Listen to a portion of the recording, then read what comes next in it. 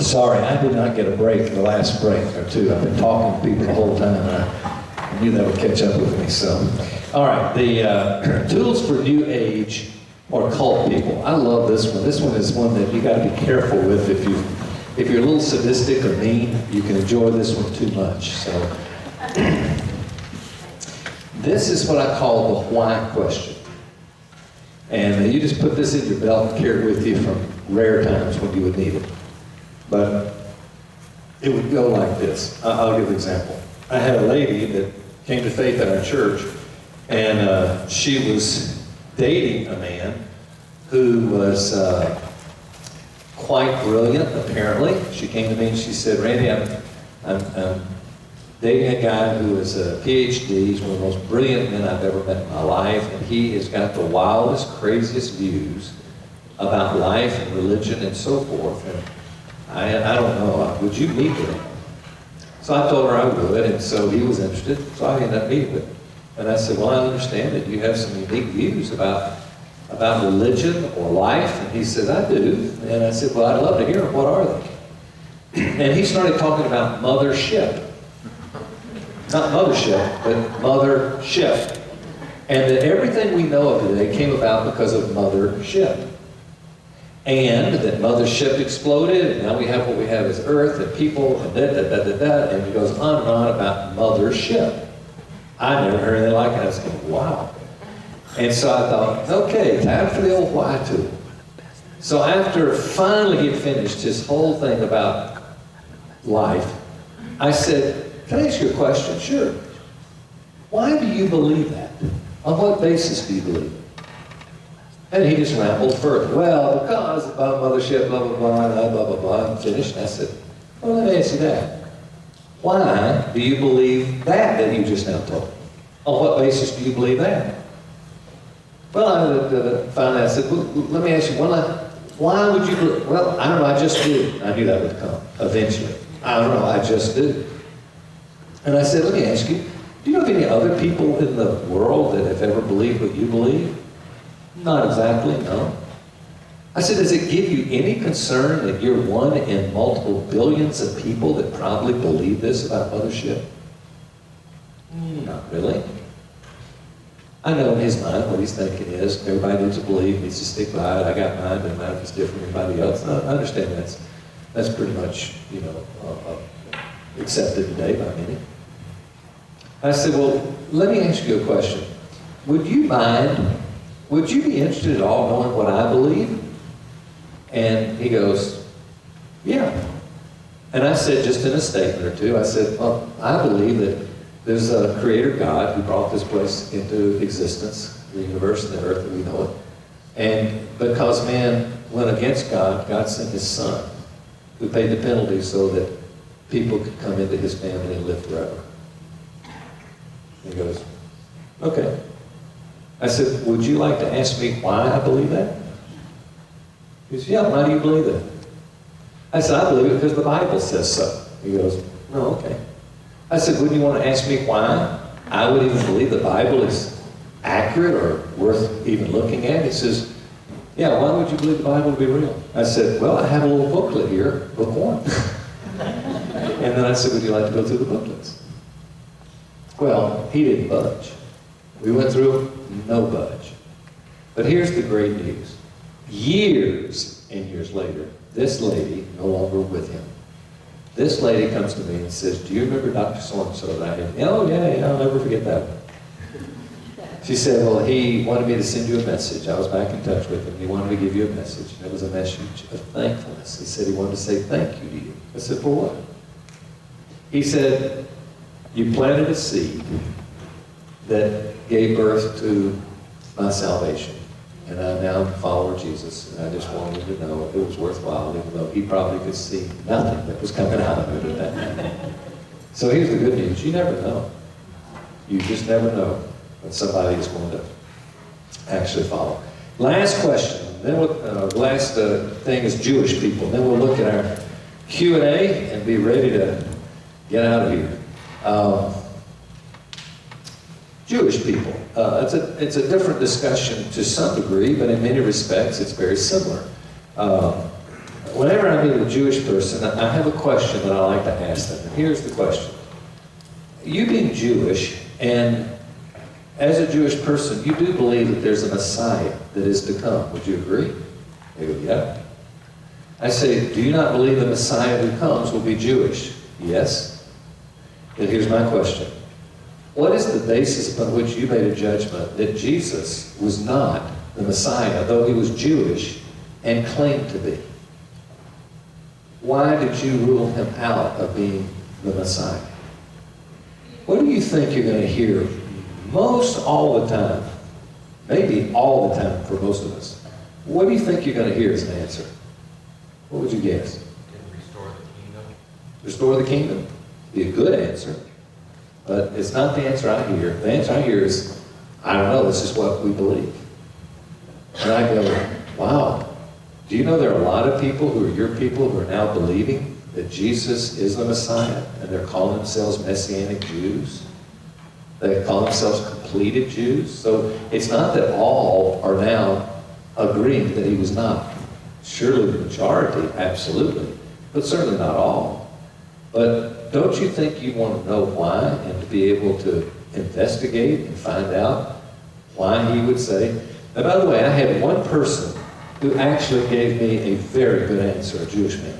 When I asked him that question, he says, oh, I can tell you why I reject him from being Messiah. And I said, why is that? Very much what you said, the kingdom. But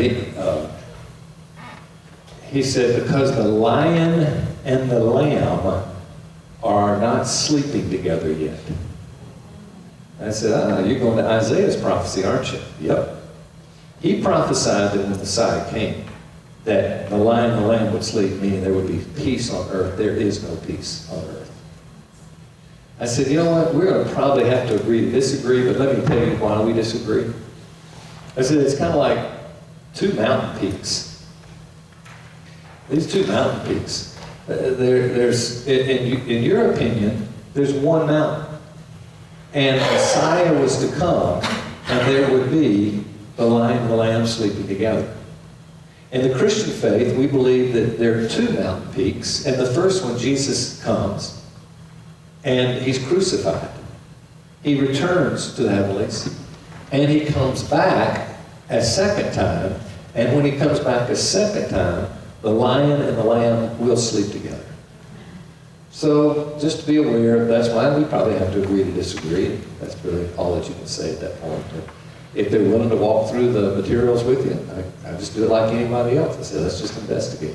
That's what I did with that Jewish man that spoke to the people from the Billy Graham group, that he was very much interested in investigating. That man never became a Christian, though. And so one of the questions is, does everybody you meet with become a Christian? No, they don't all become Christians. But I can say this, I do not have a memory, any memory of anybody that I've invited to go through or have gone through booklets that wouldn't even this day say, I so appreciate what Randy did for me. It has not been anger. They may totally disagree, but they go, you know what? You were helping me. That's all you were doing. And therefore, they're always thankful. All right, that's going to end it.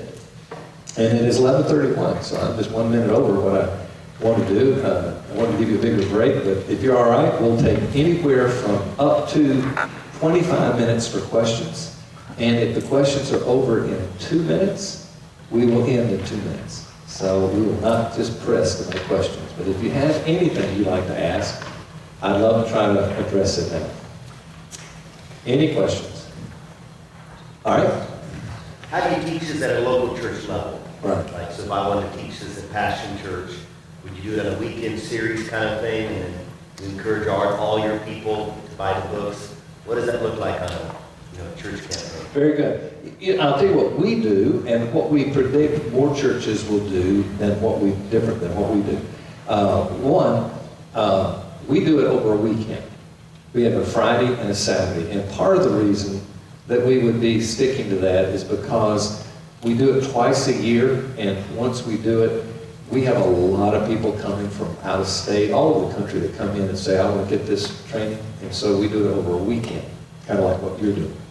We do give them the two I don't know what they are, MP3s or whatever, to try to get all that pretty much dealt with beforehand. I kind of brought it in here all together. But that's over weekend format. The way the kit is, Lee, tell me if I'm wrong, is it over a design that can be used either a weekend or over 10 weeks? Either way. Either way. So you'll see how it's registered to do that. I'll tell you what, I would probably guess, we just came out with this last month, June. So my prediction is that most will find it to be a 10-week thing. Where you do a 30-minute DVD and you could do coaching. See, the way this is designed to work is to have 3 components. And you saw this all kind of come in. The first component is a teaching component. It's what I did last night in summarizing, an hour and a half worth of teaching or more. So that's the teaching element. Then you have a training element. Training is what I'm doing now. I'm kind of training you on how to do something. But you really have to go to coaching to find learning actually happening well. And so we like to have people come back over the next 6 weeks and get coaching, where you have a coach for every handful of people. And they're going to work with you and massage it until it becomes understandable and usable. See, our whole thing in discipleship that we keep pressing to people all the time. We say, it's like, kind of what Ken, we came up with the same pattern with different words, but I'll use Ken Blanchard's because I think it might resonate even better.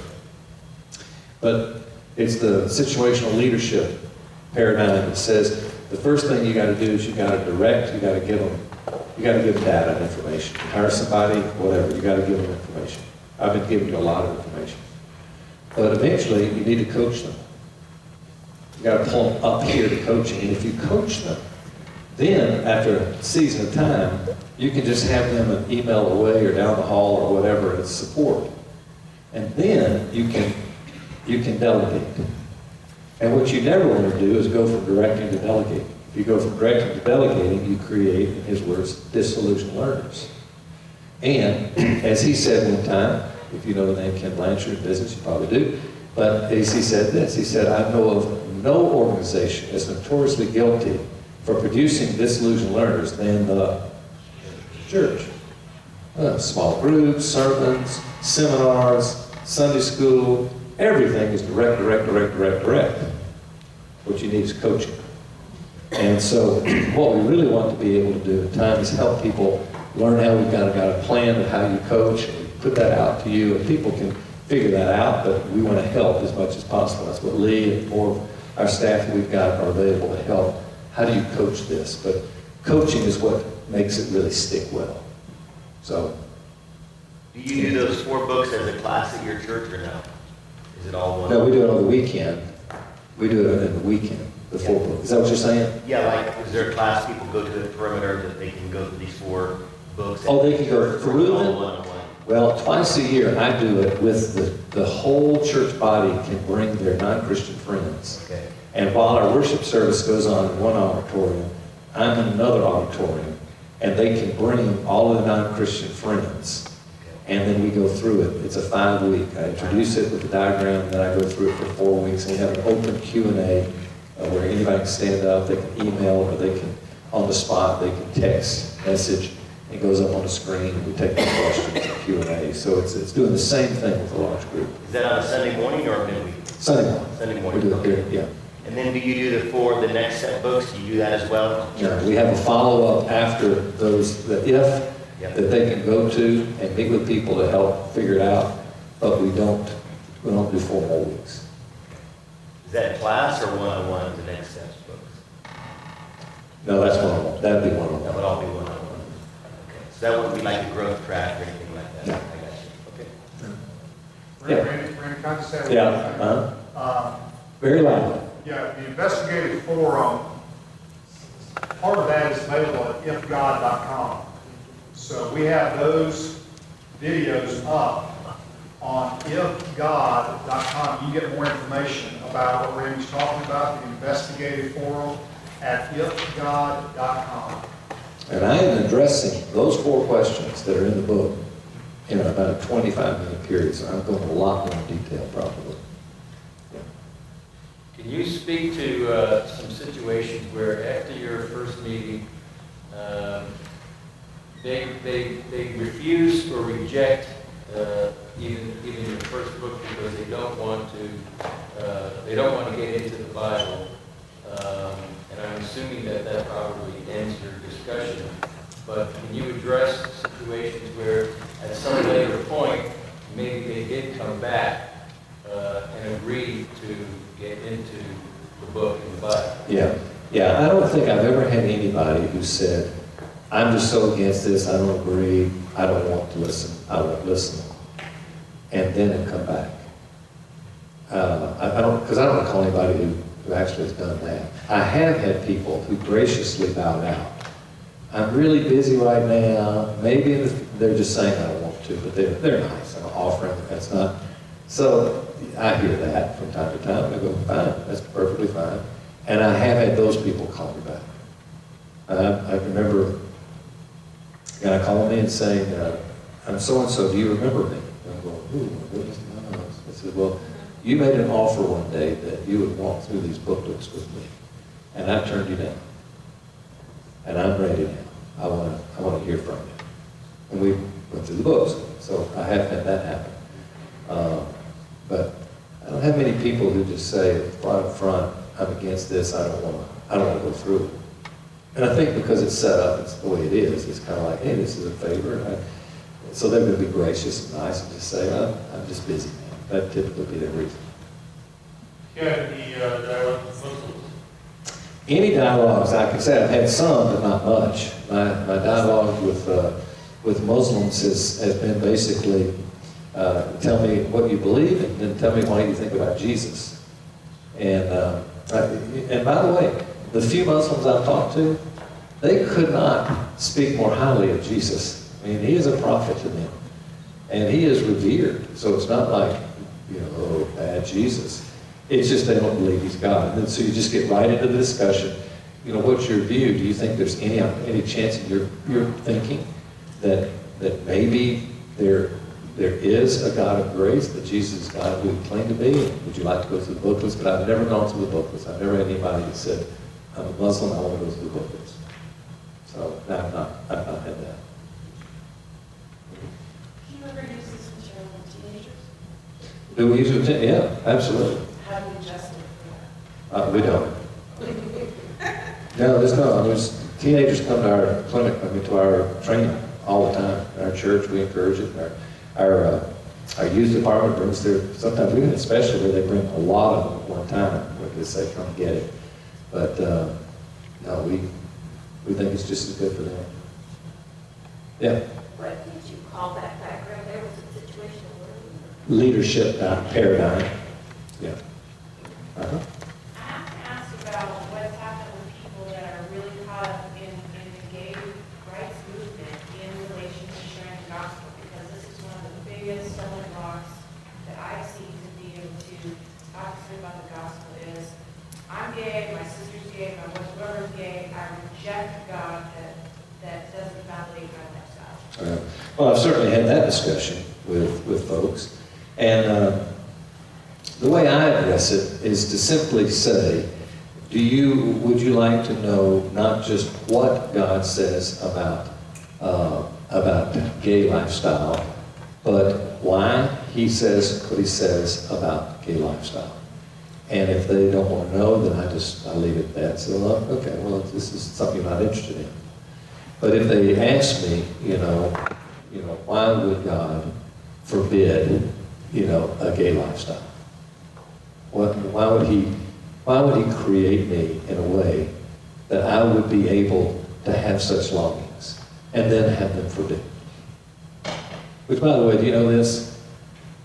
Every human, and particularly every male, can say the same thing who's heterosexual about wanting to lust and to have beyond what God, so you're really addressing the bigger issue, but I've addressed that with people, certainly, and I go into it, it'd be a long answer that I would give to that. But I think the bigger thing to come from that is this. I hope that you understand, it is not that everybody we're dealing with who are non-Christians, that we have connected with, so we greet and we befriend, Maybe we've befriended a long time, but we're there. And if I had the exact right thing to say, every person would eventually become a Christian. And the reason people don't become Christians is there's somebody there's no one saying the right thing to them at the right time. That is really not true. I mean, if that were the case, I would right now be in misery over the fact that as best I would know, my Father is in hell. That's not a positive thing to say. I would love my Father to be in heaven. I don't see any evidence that would say he is in heaven. But I couldn't go to sleep at night if I thought, had I said the right things to my Father, I tried to reach him. But had I said the right thing, and I worked long enough, he would be in heaven. And no. I don't buy that for a minute. In the same way, I think we just need to understand, love people. They say, hey, I'm gay, and I can accept a God who would forbid a gay person. And the Bible says, shall not enter the kingdom of heaven. That's very clear. So we can't back down from what the Bible says about it, but we can, in love, explain the what and why behind it. And that's a big discussion. I spent about 20 minutes in our new member orientation addressing that gay issue. Because I think it's that important. And I say, when you hear, okay, we're not supportive of a gay lifestyle. We don't think it's biblical. You're going to immediately say, well, what's wrong with you? Don't you understand? It doesn't seem right to me. It doesn't seem fair. Why not address it? Now, again, I don't want to take 20 minutes here, but it can be addressed, and it should be. And that would be something I would really want to search and find the answer, and then really try to walk through that with my friend on that issue. And if they reject it, say, that's fine. I don't tell anybody all the time. Say, hey, you may be right, I may be wrong. And some Christians go, you should never say that, because the Bible said, hey, all I'm saying is, I'm convinced, I'm absolutely thoroughly convinced I'm right. But I don't think I'm going to win you over by telling you I'm right and you're wrong. I just say, hey, everybody has opinions, things. I follow the Bible, and I am convinced of this. This is what the Bible teaches, and I am convinced the Bible's accurate, so therefore, I land there. And I just leave it like that. It's a good and hard question. Other than the things that you shared, the tools and the process, do you have anything to add? If you're talking with someone who, particularly you know pretty well, and who was raised as a Christian, and who considers himself to be a very spiritual person or a seeker, and yet at the same time they hold in, Buddhism, Christianity, and come up with this sort of different. Did everybody hear that? If somebody comes up with all these different religions, they say they're a Christian, they come up with Christianity, now they've brought in all these other religious beliefs and so forth and so on. Is there anything, I don't have anything specific more than what I've done. I mean, again, I run into people and I go, I'm just who I am and I know what I know and that's all I have. And you've got to take the same approach and say, hey, I'm a beggar and I'm showing other beggars where I found food.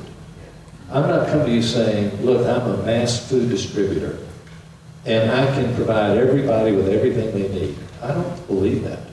And I just say, hey, I can tell you where I found the bread and I can tell you what it's like for the bread that I found. And if you want it, I'd love to share it with you.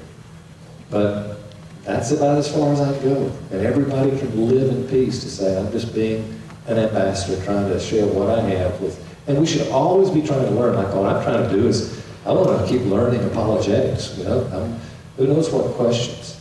But I want to put you on ease to this. There are only about 10 questions that people ask.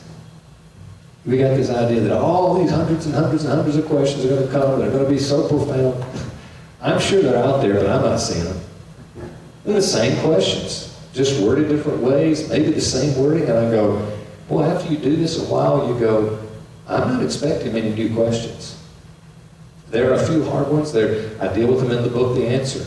I mean, I've got a lot in The Answer that I'm not doing here, obviously, like evolution. What do I say? What would I tell a Christian? This is what you would say to an evolutionist who says, I don't believe the Bible because the Bible believes in creation. I don't believe it. I've heard that so many times. I in 5 minutes can get my answer to that question. And go, and I put in the answer, so there it is. So somebody that's their issue, and I have a number of those kind of issues in the answer where people can read that and go, okay. Like on truth, the third part of the answer, the story of truth. That's going to go a long way in the whole issue of the homosexual question. Though I'm not dealing with homosexuality, but it's the basis of what truth does and what is truth and how do we know it and so forth. So, again, I just want to take up the hook. Don't make it bigger than it is. And when you can't fulfill someone's request, don't feel like you failed. You haven't. You're just showing them where you found your food. Okay? Uh-huh. Can you walk me through discipleship at Perimeter? So somebody gets saved at a weekend service, makes a decision for Christ. How do you walk them through becoming a believer, becoming a volunteer, becoming a leader? Like, what does that look like at Perimeter? Yeah. When somebody is introduced to the faith, and maybe it's at IF, or maybe it's in a worship service, or maybe it's in one of our, we have connect groups too, or small groups, but wherever they come to understand the gospel and so forth, we invite all of our newcomers to come to what's called Taste of Perimeter. And it's a very strategic night. We do it once a month. My wife and I host it, have 150, 200 people, counting our hosts that are there. And we try to link them and connect them with someone who they can, kind of, as we call it, sponsor them. We do GBI, greet, befriend, invite, but we add sponsor. Because everybody needs a sponsor coming to Life of Church so that they have a relationship. And that's what we're building on now, trying to work. How do you get sponsors for everybody coming to the Life of Church? But that would be the first. Come there at the end, they're going to hear a strong pitch to come through a membership process, a membership class that's going to go on for 4 weeks on Sunday morning. And they have a night, or not night, they have a morning meeting on Sunday morning. And they have an assignment to watch a video during the week. They come back and we do that. Then I meet with them all at the end. I used to do them all live. I did it over a long 2-weekend process, but it's about, I think, 13 hours of content. And at that point, they get interviewed to see if they want to join. As they come into church, and even before they join, we're constantly pushing, get in a connect group, get in a connect group. Connect group is where you connect with other Christians. But as soon as you're ready and willing and available, they're hearing about journey groups, which are discipleship, where a man with a handful of men, a woman with a handful of women, will actually coach them into maturity and depth of the faith over a 1 to 3 year period, depending upon the interests of the person that's been discipled. And then throughout this whole time, we're trying to get them connected through volunteerism. How do you volunteer where your gifts are? Discover your gifts. We have a class. Then discover their gifts the best they can. Get in there and now start serving other people. That's kind of the thing that we're doing. And then you become a sponsor to somebody else coming to Life Church. So do you assign sponsors? Is that how it works? Or Yes. you assign them? As of this last month, because I saw sponsoring dropping, people were not doing it, and I had a long meeting this week, and I said, okay, we're going to now, every person coming into every class will have a sponsor already for them.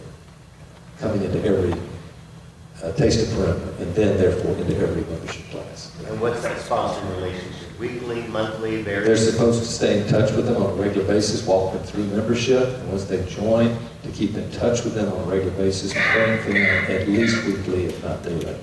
And then staying in touch until you see them get connected in some form or fashion with Life of Church. Love it. Tell me about the journey group. What does that look like? That's men with men, one-on-one, small. Well, if you want to read about that, I wrote a book that's a Zondervan called Insourcing, Bringing Discipleship Back to the Local Church. I have everything that we believe and say and teach about that is in that one little book.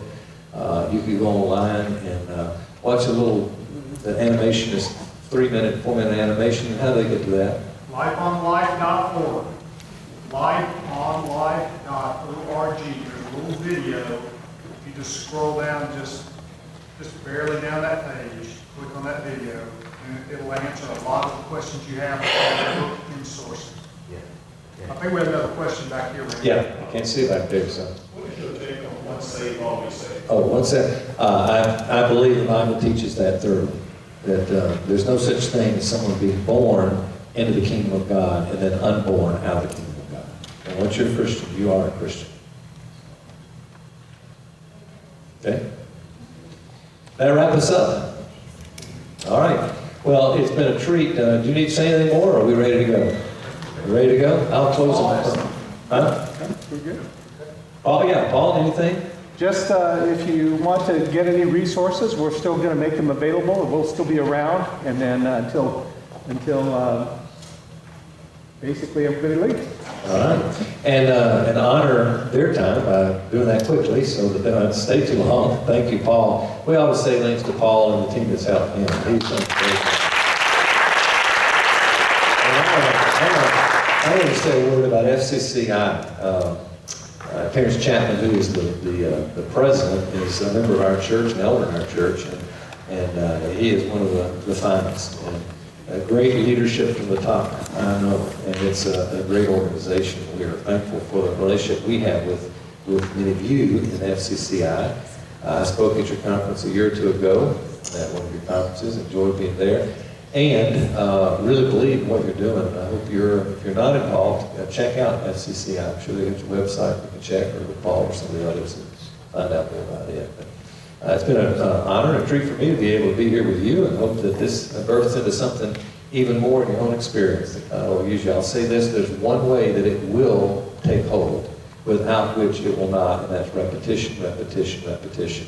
You do not hear something one time and it becomes yours.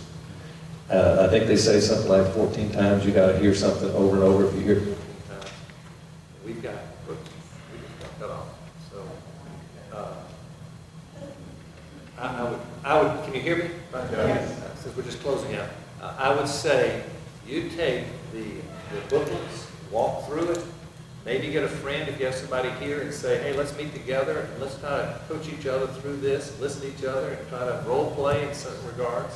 But if you just go on our website, to Life on Life, and go to this, the thing you have in your booklet here where you can just click on those things and listen over and over.